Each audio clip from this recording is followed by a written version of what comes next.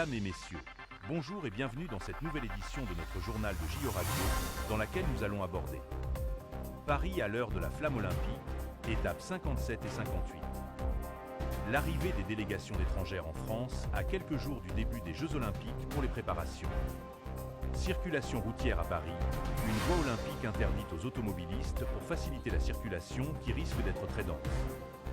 L'hommage de Patricia Legend à Alice Milia dans le cadre de la journée olympique à Choisy-le-Roi. Une exposition du mémorial de la Shoah intitulée Paris 1924, Paris 2024. Les Jeux Olympiques, miroir des sociétés. Et enfin, Pierre Assouline dévoile son livre Le Nageur, l'histoire d'un athlète olympique déporté à Auschwitz.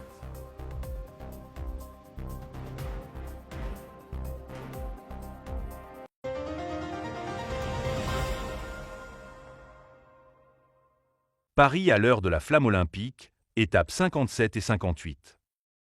Enfin, la flamme olympique est arrivée à Paris. Après avoir sillonné la France pendant 3 mois, elle a fait une arrivée très remarquée ce dimanche 14 juillet, en s'invitant au sein même du défilé militaire de la fête nationale. La flamme olympique a ainsi été transportée à cheval par le colonel Thibaut Valette, médaille d'or au JO de Rio de Janeiro de 2016, désormais écuyer en chef du Cadre Noir de Saumur, le corps français de cavaliers d'élite. Pour accueillir la flamme olympique, une centaine de jeunes Français engagés dans l'armée ont formé les anneaux olympiques devant la tribune présidentielle. Paris a accueilli la flamme olympique à travers des circuits traversant les monuments les plus emblématiques de la capitale. Champs-Élysées, Maison de Victor Hugo, Place des Vosges, Place du Colonel Fabien, Musée du Louvre et l'Hôtel de Ville, site de célébration pour la cérémonie de clôture de la journée de relais de la flamme. Au total, près de 500 000 personnes ont pris part à ces 2 journées de fête inédites. Une cérémonie solennelle qui a permis d'oublier un moment un sentiment de désengagement et de critique de certains habitants de Paris par rapport aux Jeux Olympiques de 2024, ainsi que les préoccupations plus larges sur les coûts et les impacts de cet événement sur la ville et ses habitants, ainsi que sur l'environnement et les perturbations de la circulation.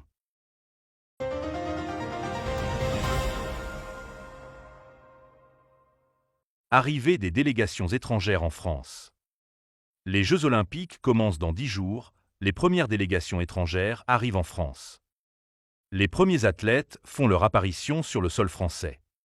Lundi, une partie de la délégation britannique est arrivée dans la capitale par la gare du Nord, à bord de l'Eurostar.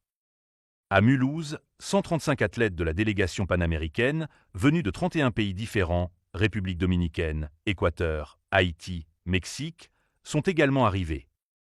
À partir du 18 juillet, plusieurs milliers d'athlètes sur les 10 500 attendus pendant les Jeux s'installeront dans le village olympique.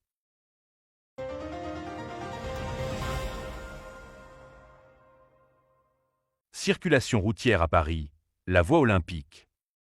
La circulation routière à Paris est un sujet complexe, et l'introduction des voies olympiques pour les Jeux olympiques de 2024 ajoute une couche supplémentaire de complexité.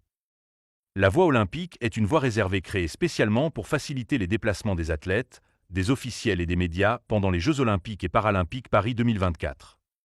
Cette voie vise à garantir que les personnes impliquées dans les Jeux puissent se déplacer rapidement et efficacement entre les sites de compétition, les villages olympiques et autres lieux clés. À partir du lundi 15 juillet et jusqu'au 11 septembre, 185 km de voies sont dédiées aux Jeux Olympiques dans la région parisienne. Le périphérique est également concerné, au même titre que plusieurs parties des autoroutes franciliennes.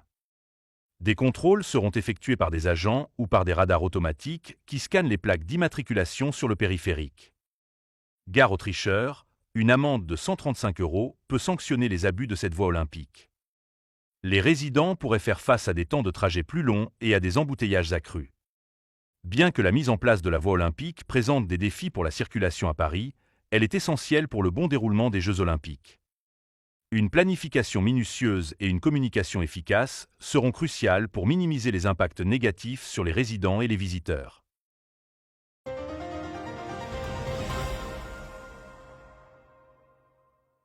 Choisy-le-Roi. Madame Patricia Legend rend hommage à Alice Milia. Le dimanche 23 juin 2024, s'est tenue la journée olympique à Choisy, avec l'hommage à Alice Milia, une figure emblématique de l'histoire du sport féminin, connue pour son rôle déterminant dans la promotion et le développement des compétitions sportives pour les femmes au début du XXe siècle intitulé « Choisy danse avec la flamme ». Ce programme éducatif et festif a été réalisé sous la direction du professeur de danse Patricia Legend, une passionnée de la danse et une admiratrice d'Alice Milia. Elle transmet sa passion de l'art aux jeunes du quartier, accompagnée de ses élèves. Elle rend hommage à Alice Milia au gymnase, qui porte le nom de cette pionnière du sport féminin. Au menu de cet événement festif, des danses et des mises en scène qui retracent les moments les plus importants des Jeux olympiques, mais aussi les valeurs olympiques sous forme de danse, telles que le serment olympique, le mouvement olympique, les anneaux, la devise et la flamme olympique. Le tout est joué principalement par des enfants. C'est une manière de faire connaître auprès de la jeune génération celle qui a bravé les interdits dans le sport pour que la femme trouve sa place dans le monde olympique et sportif. Les enfants ont effectué des entraînements sur les chorégraphies sous le regard sermonneur parfois, mais très tendre de Patricia Lejean, qui déclare au micro de JO Radio. C'est quand même de l'autorité malgré tout, on ne peut pas faire autrement. Alors c'est vrai, je suis dans la discipline, mais la discipline affective, il faut être juste sinon c'est pas possible, vous ne pouvez pas vous en sortir. Moi, j'ai vu l'évolution de l'école, je continuerai à me battre encore pour ces enfants parce que ce que je veux c'est qu'ils réussissent, pas avec un sempiternel de livres où on ne creuse pas les choses. Je veux qu'ils comprennent que c'est dur, on n'a rien sans mal et c'est ça Alice Milia.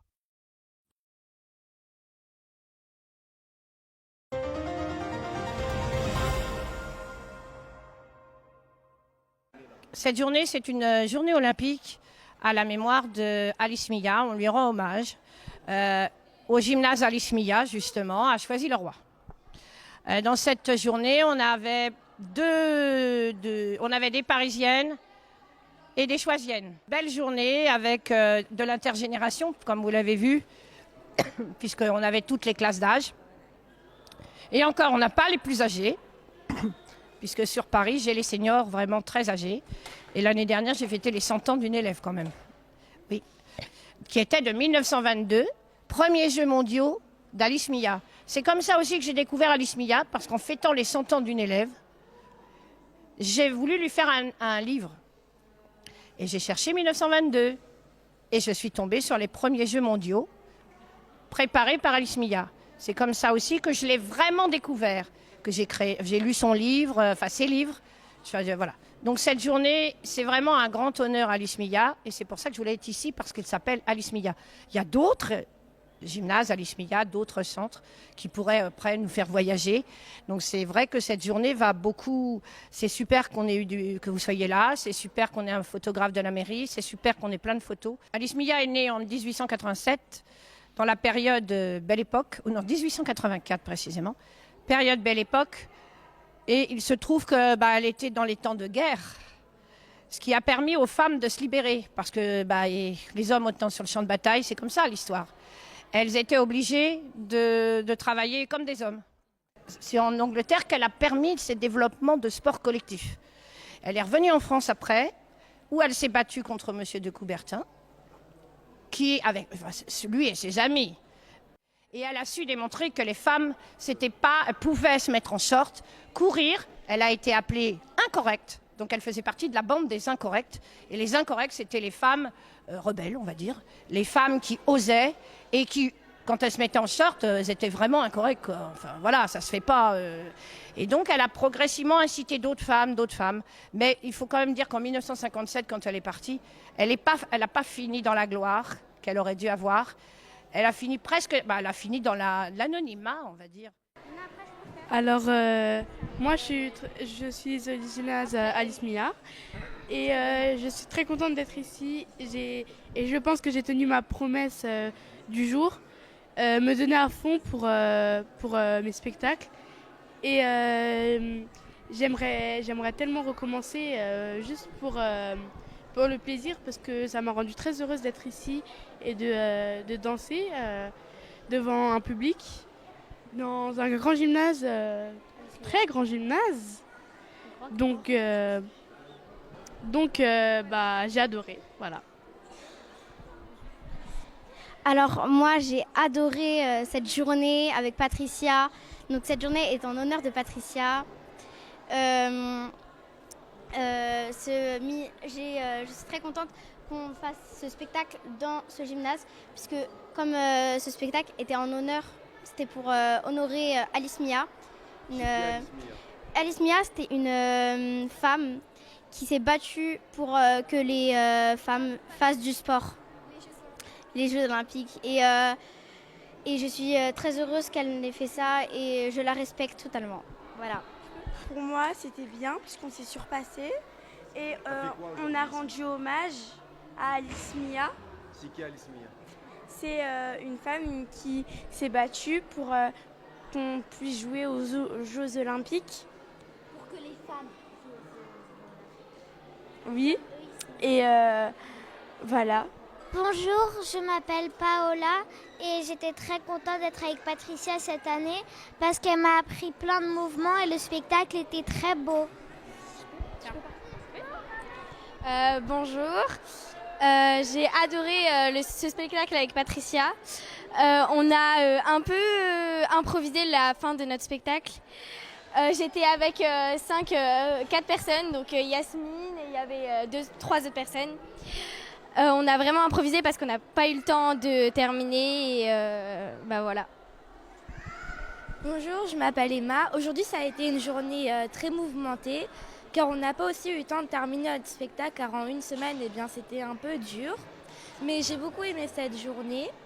Aussi, c'était très cool et surtout de faire ça pour rendre hommage à Alice Mia.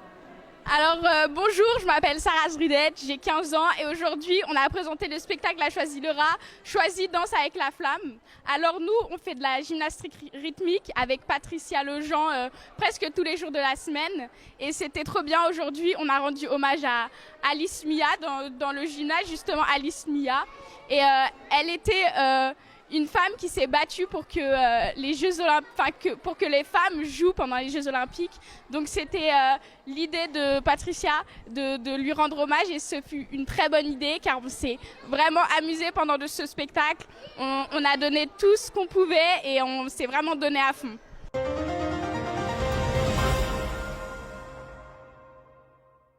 Une exposition sur l'histoire de Jeux Olympiques au mémorial de la Shoah de Drancy.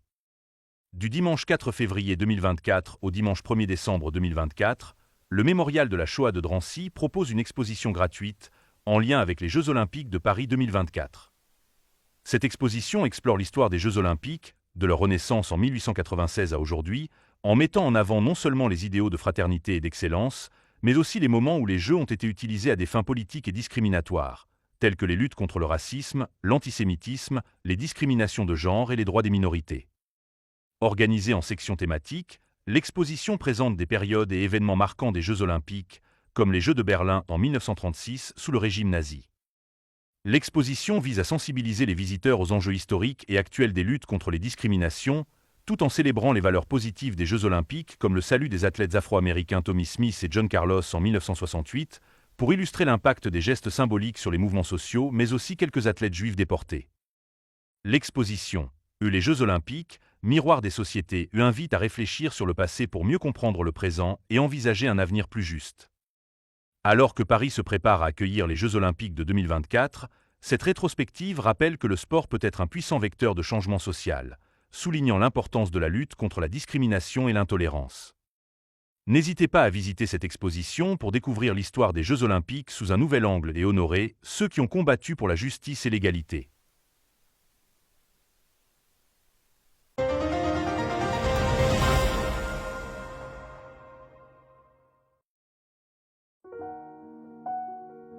Bonjour à toutes et à tous, donc je suis Éléonore Ward, je suis la responsable du mémorial de la Shoah de Drancy et on se trouve ici dans la salle de l'exposition temporaire que nous avons consacrée aux Jeux Olympiques et qui s'intitule Paris 1924, Paris 2024, les Jeux Olympiques, miroir des sociétés. Aujourd'hui, on se trouve maintenant dans cet espace qui est dédié aux expositions temporaires et comme la Seine-Saint-Denis accueille une grande partie des Jeux Olympiques et paralympiques à partir de la semaine prochaine, on a voulu profiter de cette grande manifestation internationale pour parler un peu différemment de l'histoire des Jeux Olympiques à travers le prisme de la lutte contre les discriminations. Et donc ici dans le musée, on reprend un siècle d'Olympiade à partir de la dernière Olympiade française en 1924 jusqu'à aujourd'hui, donc Paris 2024, pour voir un peu l'évolution et en quoi les Jeux Olympiques sont comme une loupe sur la société et on se rend compte de toutes les différences, des évolutions. Ce n'est pas toujours des progrès, hein. Parfois il y a des régressions, mais en tout cas, que quand le monde s'attarde sur les Jeux Olympiques, il y a une fenêtre de tir pour comprendre un peu ce qui se passe, une fenêtre de tir médiatique. Et c'est pour ça que les athlètes ou les pays parfois mettent en scène certaines luttes. Et c'est intéressant de comprendre cela. Et nous, en tant que mémorial, on évoque bien sûr la lutte contre l'antisémitisme, mais on a élargi à toute forme de discrimination pour montrer que ces combats c'est un combat universel, donc l'antisémitisme a ses spécificités, mais s'inscrit dans le champ plus large de la lutte contre les discriminations.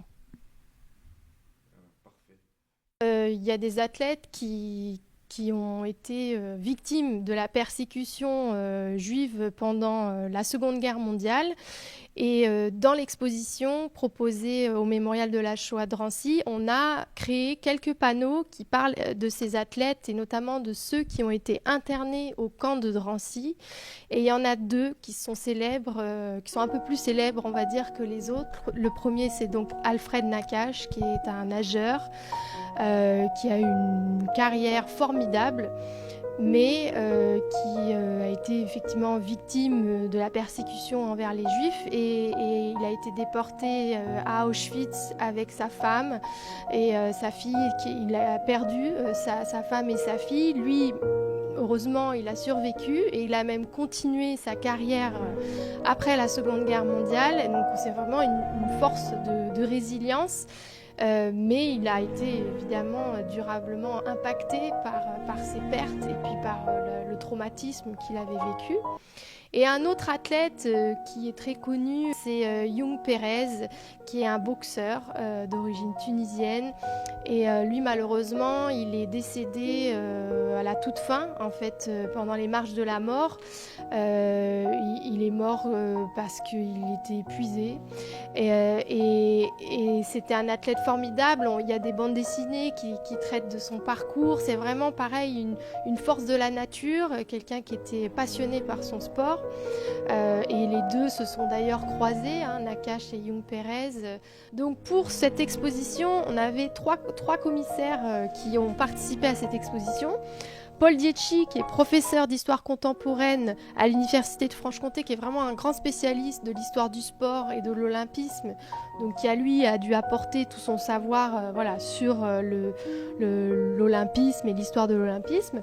Caroline François, qui elle est commissaire d'exposition permanente au Mémorial, donc qui a elle toutes les connaissances sur la Seconde Guerre mondiale, et puis elle a aussi une appétence particulière pour le sport et notamment la place des femmes dans le sport. Et puis Hubert Strouk, qui est responsable du service pédagogique du Mémorial de la Shoah. Il est originaire de Toulouse, il a beaucoup travaillé sur Alfred Nakache. On le voit souvent dans des documentaires sur lui, et notamment le documentaire Nage libre, où il est interviewé parce qu'il a beaucoup travaillé sur la figure d'Alfred Nakache.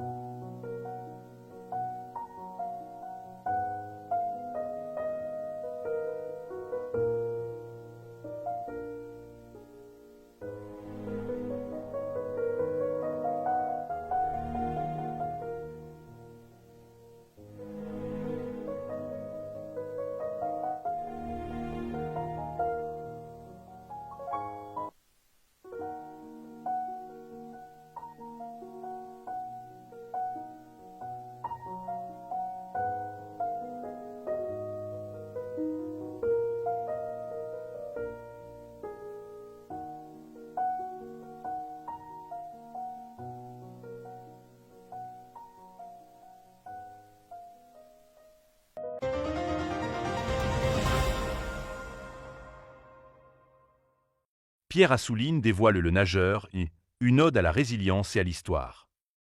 Pierre Assouline, éminent écrivain et journaliste français, a récemment publié son dernier ouvrage intitulé Le Nageur.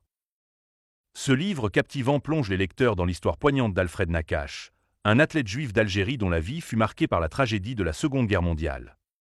L'histoire commence par le parcours remarquable d'Alfred Nakache avant la guerre, alors qu'il s'élevait comme une figure prometteuse dans le monde du sport en France. Cependant, avec l'avènement de l'antisémitisme qui gangrenait le milieu sportif français, Assouline dépeint avec précision les défis auxquels Nakache et d'autres athlètes juifs ont dû faire face. Pierre Assouline ne se contente pas de relater les souffrances passées. Il explore également la vie d'Alfred Nakache après la guerre, ainsi que sa lutte pour trouver un sens à sa vie dans un monde qui voulait souvent oublier. En tant qu'écrivain renommé, Pierre Assouline n'en est pas à son premier succès. Ancien lauréat du prix de l'essai de l'Académie française pour sa biographie d'Albert Londres et récipiendaire du prestigieux prix de la langue française, il démontre une fois de plus son talent pour donner vie à des figures historiques souvent oubliées. Le nageur n'est pas seulement un livre, mais un hommage poignant à la mémoire d'Alfred Nakache et à tous ceux dont la vie a été bouleversée par les événements tragiques de la Seconde Guerre mondiale. C'est aussi une invitation à la réflexion sur la résilience humaine et l'importance de se souvenir, même lorsque le passé semble trop lourd à porter. Pierre Assouline dévoile Le Nageur, une histoire de résilience et de mémoire. Pierre Assouline, écrivain et journaliste français, publie Le Nageur, retraçant la vie d'Alfred Nakache, un athlète juif d'Algérie déporté à Auschwitz. Le livre détaille la montée de l'antisémitisme dans le sport français et la survie exceptionnelle de Nakache dans les camps, notamment grâce à sa condition physique et sa résilience. L'auteur décrit avec précision cette période sombre, mettant en lumière les acteurs et les résistants et du milieu sportif sous Vichy, y compris Jean Borotra. Assouline explore également les défis post-guerre de Nakache, soulignant la difficulté d'être un survivant dans un monde prompt à oublier. Connu pour ses biographies historiques, Assouline offre ici un hommage émouvant et un rappel important de la mémoire collective. Avec son style inspiré et élégant, il capte la profondeur émotionnelle de l'histoire de Nakache, transformant Le Nageur en une œuvre incontournable pour comprendre la résilience humaine face à l'adversité.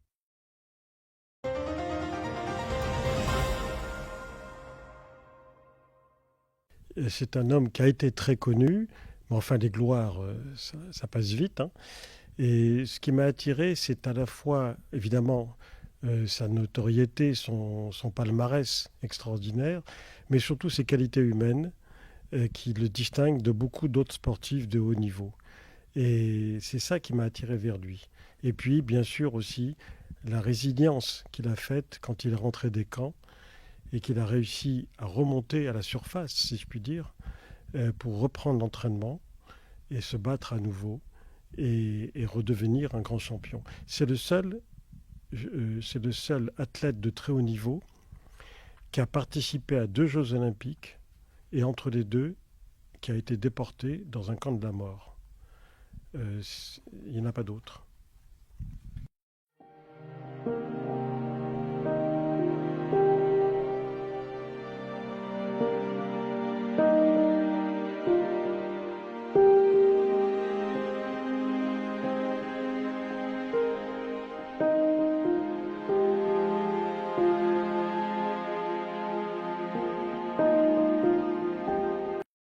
Nous arrivons à la fin de ce journal.